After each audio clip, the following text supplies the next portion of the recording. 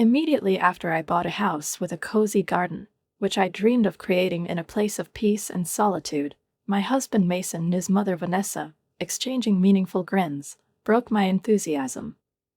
"Your relatives will be moving in with us soon," they said almost in unison, not even giving me a chance to comprehend their intentions. I froze in surprise. "If you don't like it, Mason will file for divorce," sounded like a threat, and my heart started pounding faster. They knew that it was a terrible dream for me, living under the same roof with a lot of people, especially those with whom I had complicated relationships. But Vanessa seemed to enjoy my reaction. Her malicious grin revealed even more the hidden joy of everything that was happening. "And if Vanessa shows up, her daughter will join in," she said with such cold calmness, as if this was the inevitable end of my resistance. They seemed to start talking, knowing that I couldn't take it, but they continued to insist anyway. Mason was always by my mother's side, supporting her in any situation, and this alliance against me turned into an impenetrable wall.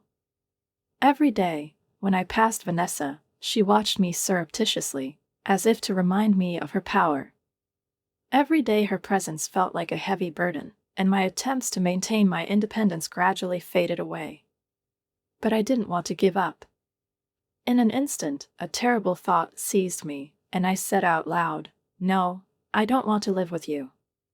Vanessa, as per the script, raised one eyebrow and, without wasting time, pulled out a stack of documents from her bag. Divorce. A signed contract between her and Mason, who only cared about getting a house. Their plan worked flawlessly, and it was worse than the nightmare I could have imagined. My body was shaking with impotent anger, but I held back my emotions. Vanessa watched me triumphantly, like a catcher who had caught his prey in a trap.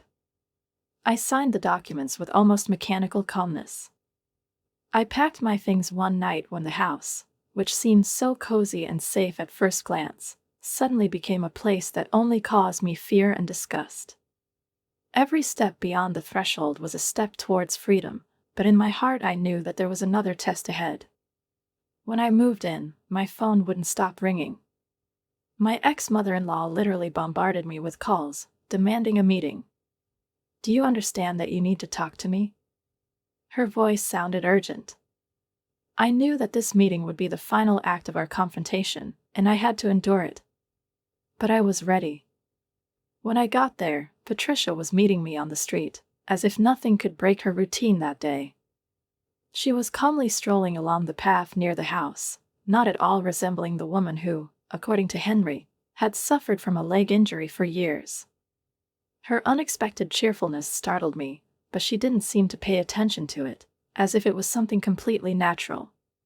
"Teaching a daughter-in-law is the duty of a mother-in-law," she said with a tone that felt harsh and unshakable confidence in her rightness. Since then, every day with her has turned into an endless struggle for the right to at least the slightest independence.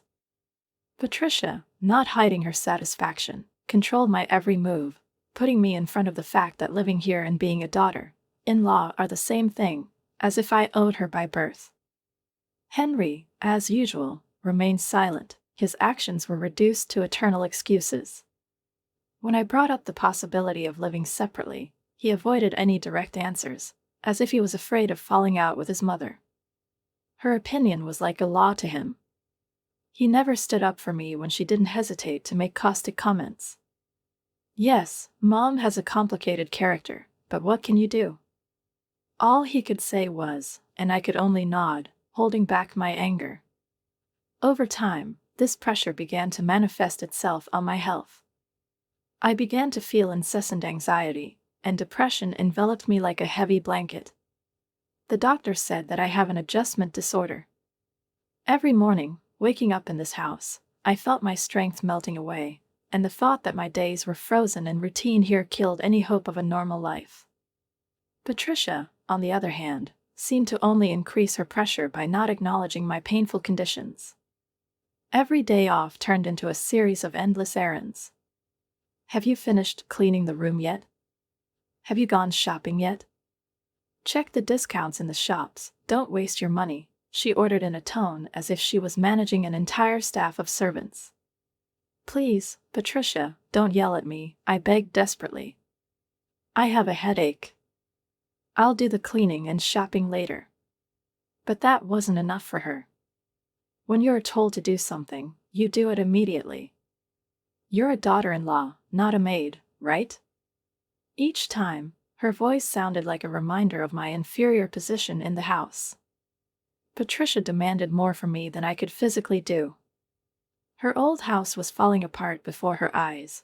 Now the wallpaper was falling off. Now the rotten beams were buckling under the weight of time.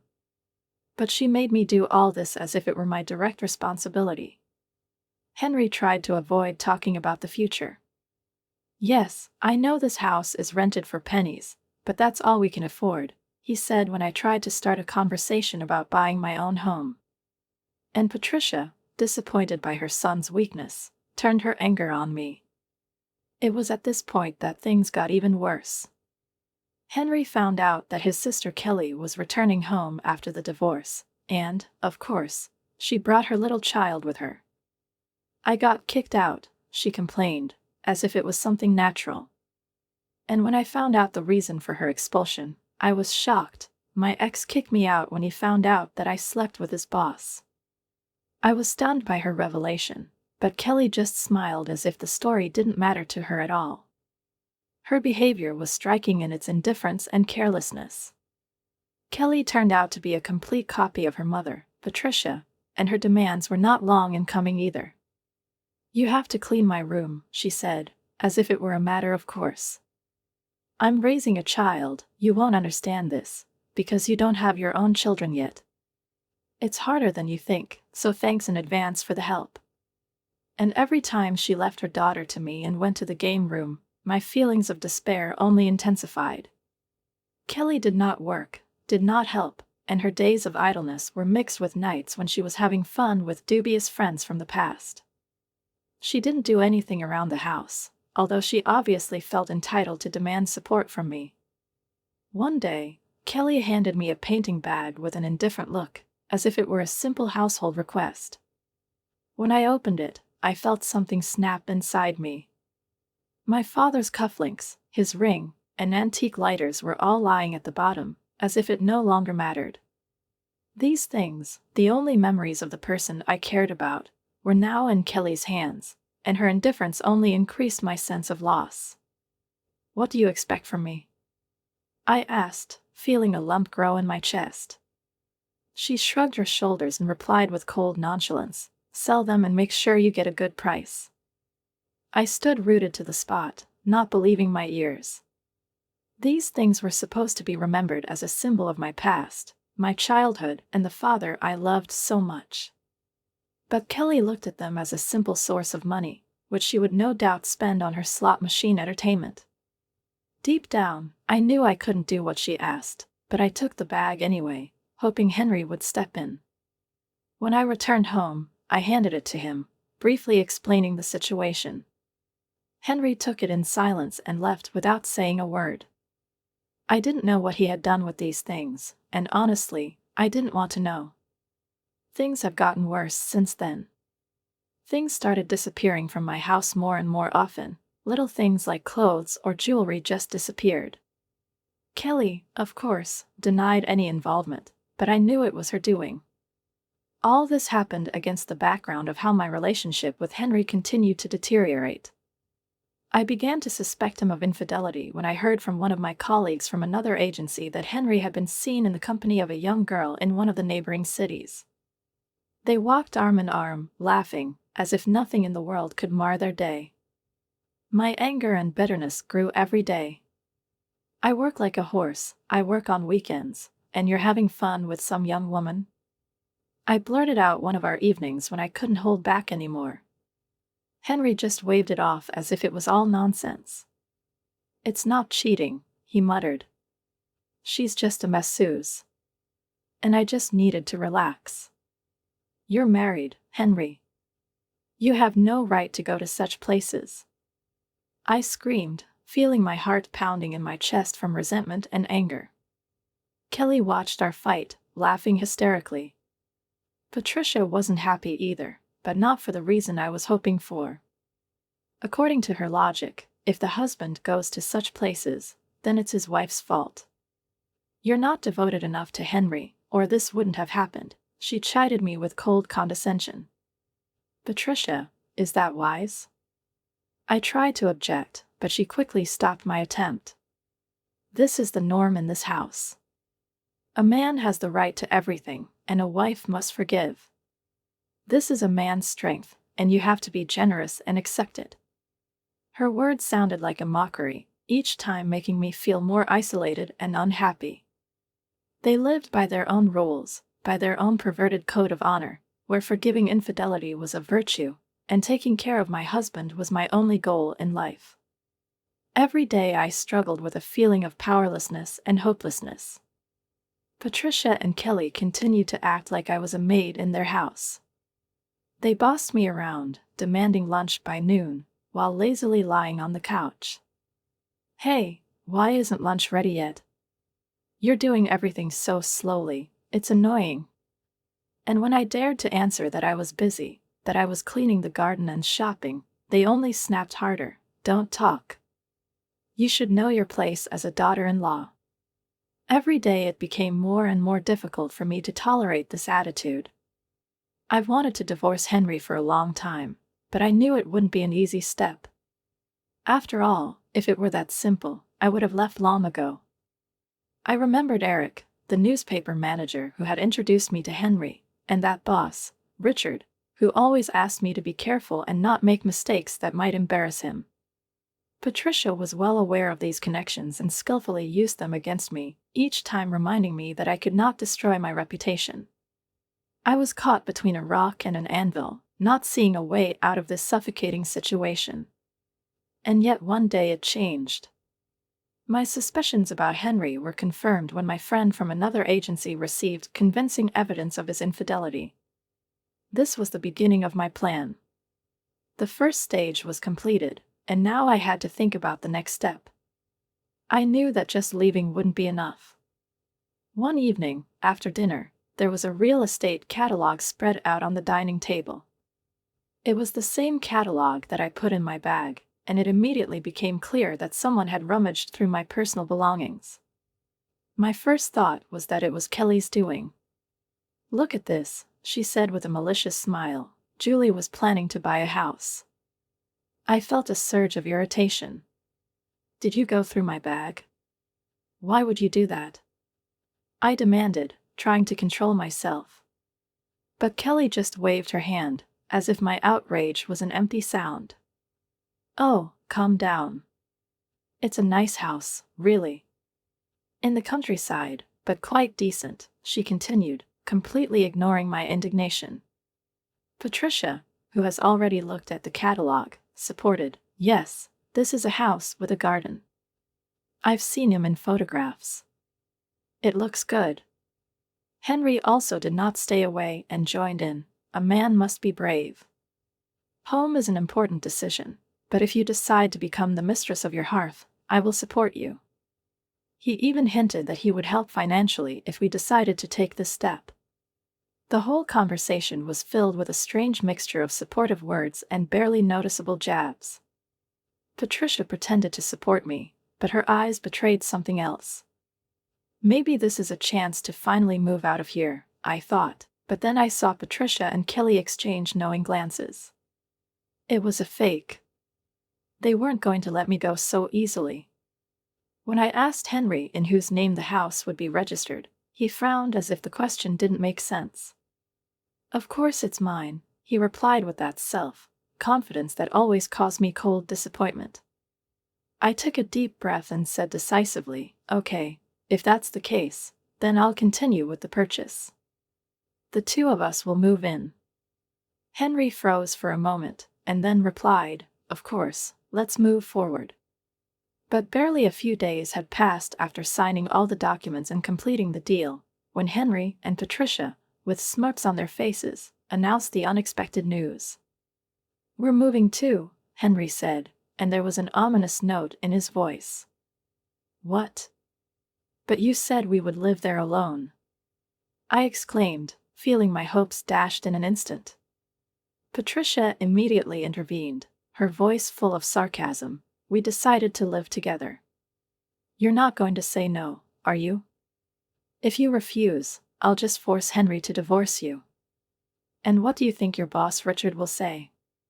It was like being hit. These people, with their constant threats and manipulations, did not even allow me to breathe freely. I knew they weren't going to back down.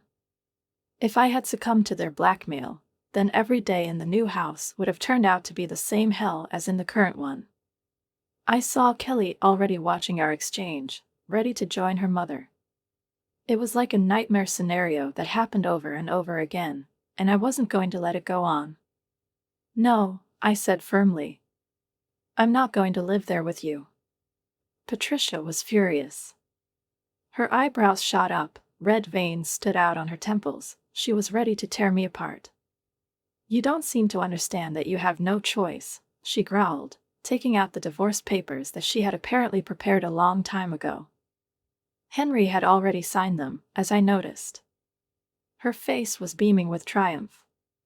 Sign here if you really intend to refuse, she hissed, handing me the papers. This time I didn't flinch. Okay, I said calmly. I'll sign it. Let's get divorced. Henry was stunned. Are you sure about this, Julie? He muttered, but Patricia immediately interrupted him. Leave her alone. She's useless. You're young, you'll find yourself a new wife. I barely heard them. I quietly signed the documents, and at that moment I felt incredibly relieved. Patricia was celebrating, but she didn't even know that I had won this game. My plan worked perfectly.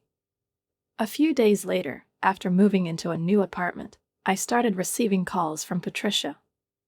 Checking the calendar, I realized that today was the day they moved into the same house. I could only imagine how Patricia must have guessed about the problems with the house. The phone rang incessantly. At first I tried to ignore the persistent calls, but Patricia wouldn't give up.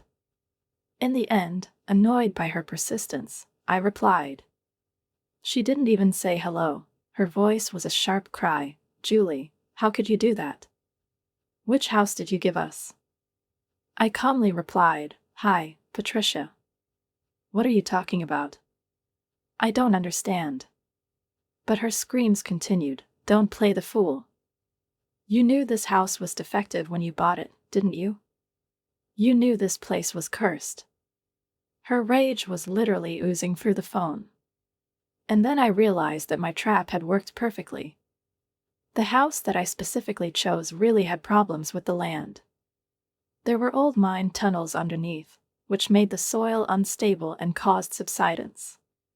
This was known to the locals, but completely hidden from the newcomers. I had carefully prepared this moment.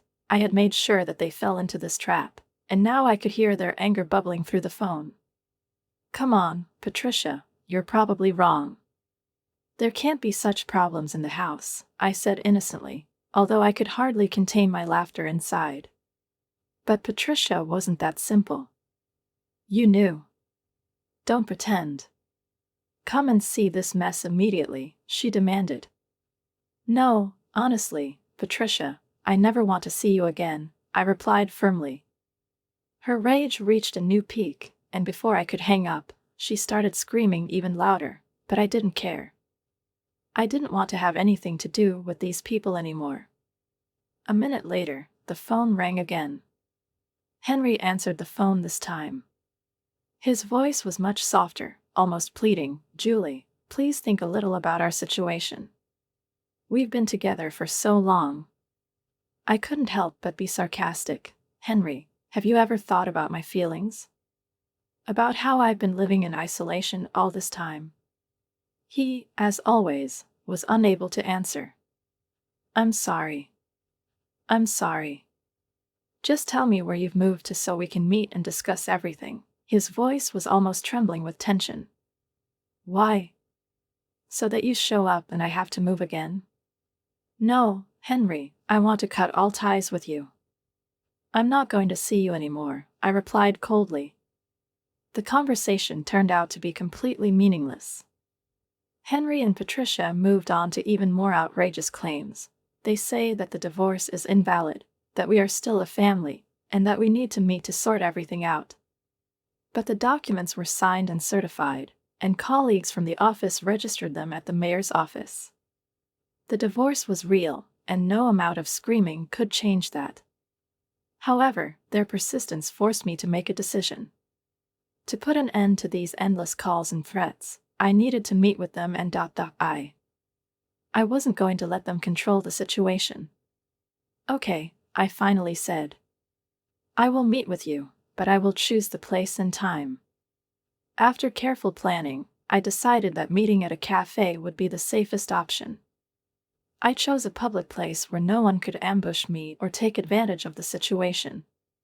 Having set the time, I arrived at the meeting 15 minutes later so as not to be at a disadvantage. Patricia and Kelly were sitting at a table, seething with indignation. Henry, on the other hand, tried to remain neutral, although his strained smile betrayed tension. As soon as I entered the cafe, Patricia literally jumped up. "How dare you keep us waiting? It's disrespectful." Her voice was full of rage, but I, not wanting to get into useless arguments, calmly replied, "Patricia, should I tell you about disrespect? Let's get down to business. What do you want from me?" Her face turned red with anger, and Kelly hurried to intervene. "You have to take responsibility for this house. We're stuck there because of you," I said, barely holding back a smile. "You moved there of your own accord, didn't you?" "I didn't force you." Patricia hesitated, not knowing what to say. They knew I was right. Their former house was under renovation, and, forced to look for temporary housing, they chose this defective house themselves. It was my turn to speak. "If you're done, then I have something important. Patricia, I'm going to sue you for damages. Prepare for serious consequences." Patricia's face contorted in shock. "Why are you suing me? What have I done to you? Explain it to me." "You tortured me psychologically to the point that I developed an adjustment disorder," I said, taking a copy of my medical diagnosis out of my bag. All three of them stared at the paper in disbelief. Patricia froze, her eyes widening. She obviously never expected me to seek help from a specialist. "Have you ever thought about how your words hurt other people?" It was unbearable. I was on the verge of a nervous breakdown.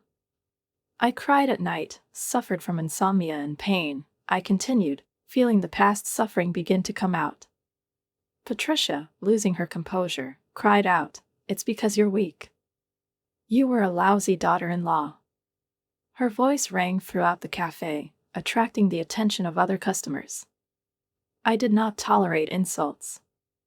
"This is slander," I said firmly. "Defamation is punishable by up to a year in prison or a fine of up to $5,000. Patricia burst out laughing, but her laugh was nervous, uncertain. "Slander? This is ridiculous. Funny?" I raised an eyebrow. Patricia didn't seem to realize the gravity of the situation. She didn't understand how harmful her behavior was, how much her words and actions were poisoning my life. I added, "You not only slandered, but also threatened me, saying that you would tell my boss Richard about our divorce. This is extortion, Patricia." Henry intervened, trying to soften the situation. "Isn't this an exaggeration?" "Not at all," I said. "Extortion is a serious crime that carries up to 3 years in prison or a heavy fine." I stood my ground firmly, not going to back down. Henry's face froze. He clearly did not expect that things would go this far. Kelly, deciding that she needed to intervene, stepped forward. Something sharp, desperate flashed in her eyes. "Wait, do you really think you can intimidate us? Do you have proof of what you're saying?" I looked at her calmly. "Of course. I recorded everything on my phone, all the conversations and insults I heard while living with you. I have enough audio recordings, including the moments where Patricia uses profanity and threatens me. These recordings will become evidence in court." Kelly's face twisted. What kind of recordings? Her voice trembled with tension. Recordings of all your conversations, including moments with insults and threats, I said, showing off my phone screen. Do you really think I came here without preparation? Patricia and Kelly froze. They now realized that the situation was much more serious than they had imagined. But why me? Stammered Kelly, her voice weak, almost plaintive. I didn't do anything wrong. Kelly's face paled instantly as I continued. You know how often after your visits my things started to disappear. Makeup, accessories, clothes. I installed a hidden camera, and now I have proof. Her eyes widened, and she looked around nervously, looking for at least some explanation. It's terrible. How could you do such a thing? Her voice was trembling and her hands were visibly shaking. Who crossed the border here? I asked calmly. Did you know that theft can result in up to 12 years in prison or a fine of up to $5,000? I kept pushing. I won't hesitate to contact the police. My words tore a hole in her defenses, and Kelly's mouth opened and closed like a fish stranded on a beach. Her face expressed complete impotence. She clearly wanted to object, but all the arguments immediately fell apart under the weight of the facts. I have been carefully monitoring everything that is missing, and I know the exact amount of damage that you have caused. If I wanted to do this, I would have done it thoroughly. Now it was Henry's turn. His face contorted with fear, and he involuntarily recoiled when my gaze met his. He knew I wouldn't forgive him. If there's anyone I can't forgive the most, it's you, Henry. Marriage is about mutual support, but you saw things differently from the very beginning. You were my enemy, I said with icy calm. Henry tried to defend himself. No, it's not true. I've never been your enemy. Even today, I try to be a mediator, to help everyone find a solution. His words sounded so fake that they only aroused my contempt. I don't need your mediation, I replied coldly. Henry was always a coward, always sided with those who were stronger, Patricia and Kelly. He wanted to play on two fronts, but in the end he turned out to be nobody. I remembered all those moments when he could have chosen me, could have supported me, but instead chose the easy way, succumbing to the pressure of his mother and sister. Did you think I wouldn't notice? That I will always be silent? I continued. His eyes were darting. He clearly understood what I was getting at. The name of your partner in the novel is Nick. Henry paled instantly as soon as he heard that name. How did you know that? His voice was trembling, like a man who is in danger of being exposed. I have a friend who figured it out. She's good at this kind of thing, I replied calmly.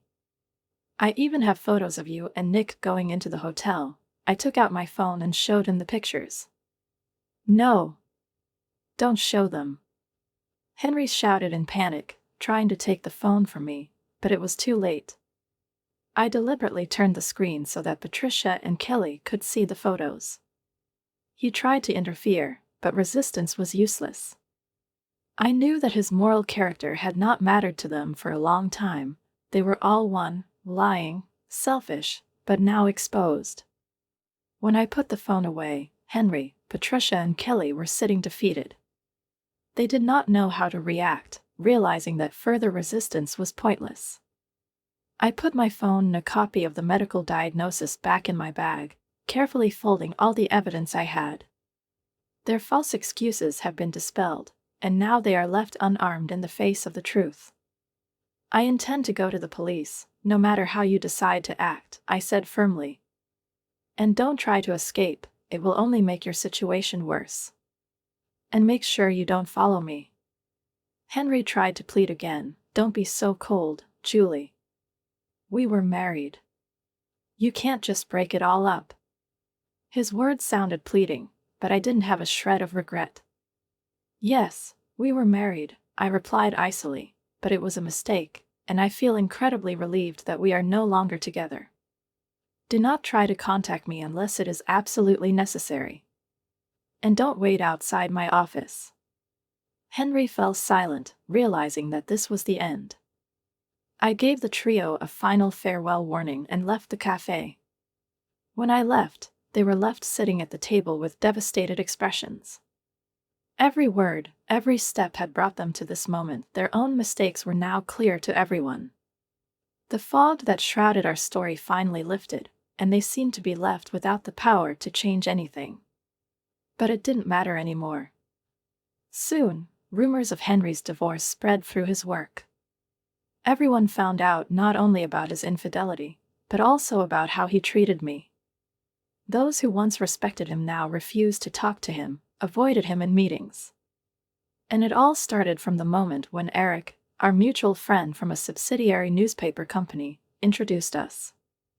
Naturally, Henry quickly lost the trust of his colleagues, and soon he was considered unable to cope with a hostile environment.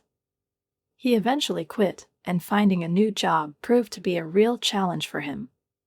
Everything that once seemed stable has collapsed. The tension between him, his mother, and his sister grew, and a year after our divorce, Henry reappeared in front of me. It happened in the evening when I was about to leave work.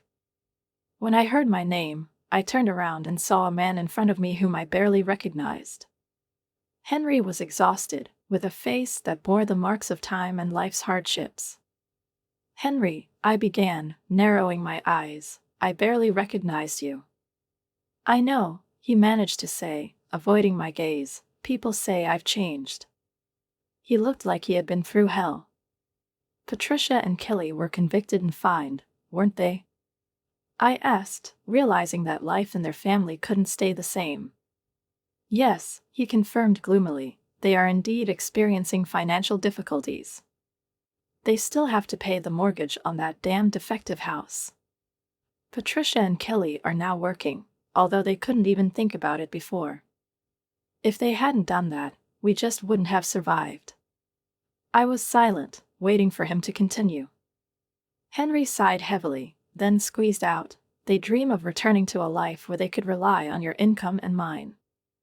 I looked at him carefully, and he continued, with bitterness in his voice, "They haven't changed. They're still like parasites." I thought he might try to justify them, as he had done before, but instead he added, "You know, breaking up with them was the best solution." His words made me think about how long it had been since he finally realized his mistake. But it didn't matter then. Henry was silent for a moment, and then, as if gathering all the remaining courage, he spoke again, "I'm very sorry for everything. I was a fool. You were right, I should have always been on your side. I'm sorry about everything." His voice was trembling, and his eyes glistened with suppressed tears. He was broken, as if he had admitted his defeats not only to me, but also to himself. "You should have realized this much earlier," I replied coldly, feeling my anger and resentment rise again. "Your family was toxic from the very beginning, and you knew it. You just didn't want to change anything." Henry tried to interrupt me, but I stopped him with a gesture. "And now, after all this time, you're asking me to come back. This is not only impossible, but also ridiculous. Please, please." Henry took a step towards me, almost in a whisper, with despair in his eyes. "I will break up with them completely. I will never depend on them again. You are the only one for me." His request sounded like an attempt to cling to something that no longer existed. I exhaled and calmly said, "I'm sorry, but I'm dating another person. Even if it wasn't, I would never take you back." The words seemed to pierce Henry. He fell to his knees right on the sidewalk in front of me, begging for forgiveness. But his pathetic attempts didn't bother me anymore.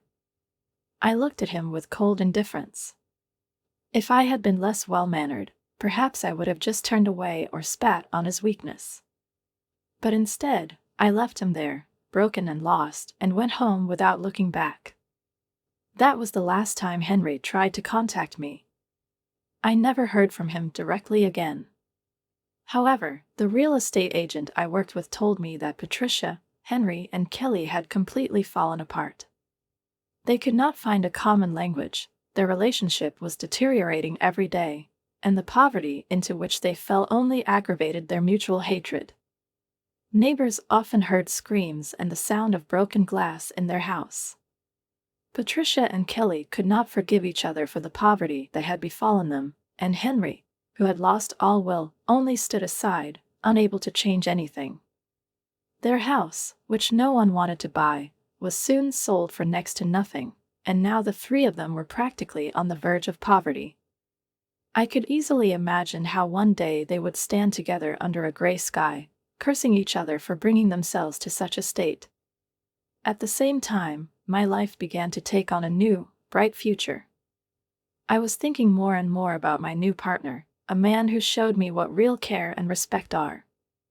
He is successful in his work, sells goods in a large company, and, more importantly, he is a mature and calm person. We both went through divorces, and it brought us even closer together. Now we are planning a small wedding. My first marriage was a bitter experience for me, which still sometimes brings tears when I remember what I had to go through. But in these moments, I feel warm and calm next to him. I feel safe.